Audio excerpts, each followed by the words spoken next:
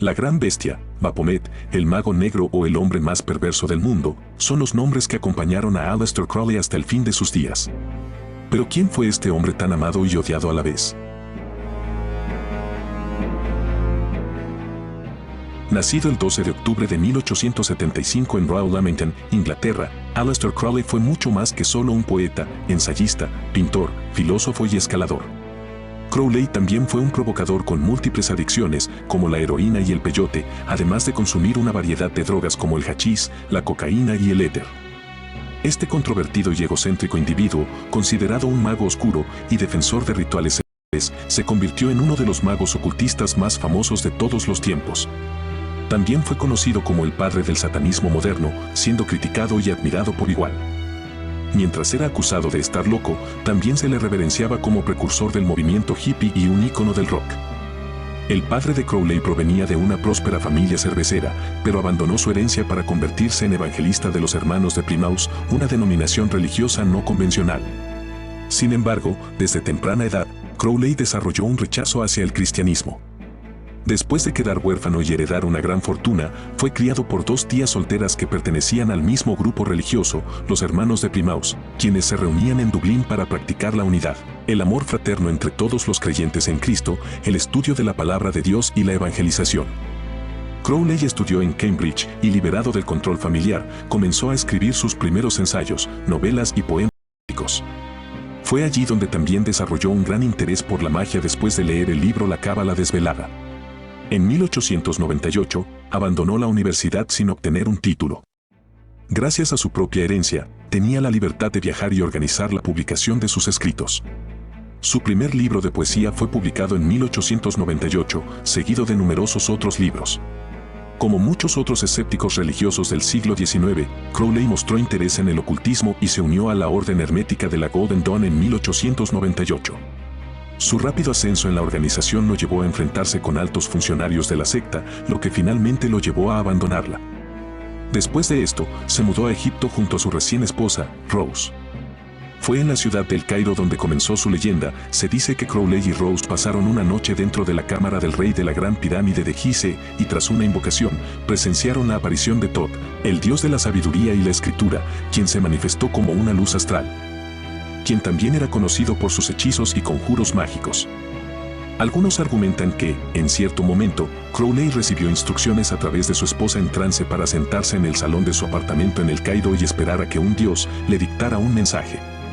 El 8 de un día en particular, apareció un ser llamado Aiwass, mensajero del dios Horus, quien según Crowley era conocido como el dios oscuro, la bestia que está más allá del abismo. Este personaje otorgaría a Crowley un conocimiento perdido que él plasmaría en su libro, El Libro de la Ley. Dentro de este libro, Crowley formuló su enseñanza más famosa, haz lo que quieras será toda la ley, lo cual se convirtió en la base de una nueva religión llamada Telema, palabra griega que significa voluntad. El Libro de la Ley fue reconocido como una escritura sagrada por la Ordo Templi Orientis, un grupo místico alemán. Con el paso de los años, Crowley fue honrado como miembro honorífico de varias sociedades. En 1920, fundó la abadía de Telema en Cefalú, Sicilia, un lugar conocido por sus supuestas y rituales.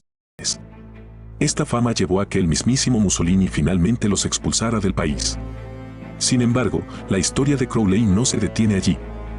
Algunas leyendas lo han relacionado con Churchill, quien supuestamente le solicitó consejo durante la Segunda Guerra Mundial. Se dice que Crowley asesoró al servicio secreto británico para que Churchill utilizara la V como un gesto de victoria popular frente a la cruz camada nazi.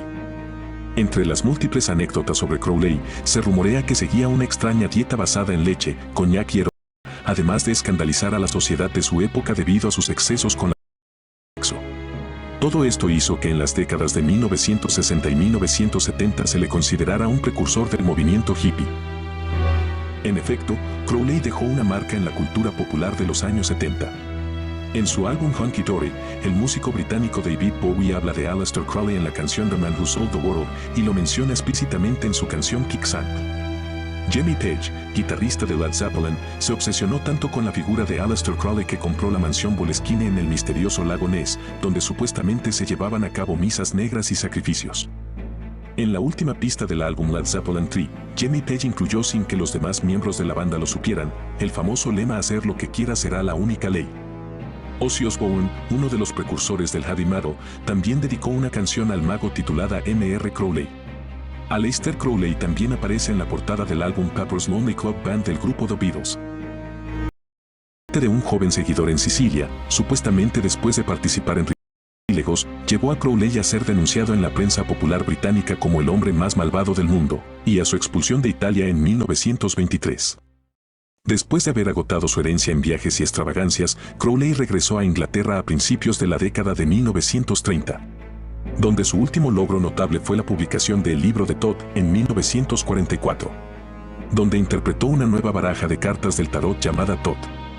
Sin embargo, Crowley en la pobreza y la oscuridad a causa de un miocardio y bronquitis aguda en una casa de huéspedes en Inglaterra en 1947. Ante su fallecimiento se realizó una ceremonia a la que asistieron varios de sus amigos y discípulos, los cuales se encargaron de incinerar su cuerpo mientras leían partes de los textos sagrados del telema, como si se tratara de un ritual, atribuyéndole más peso a su fama como sacerdote oscuro.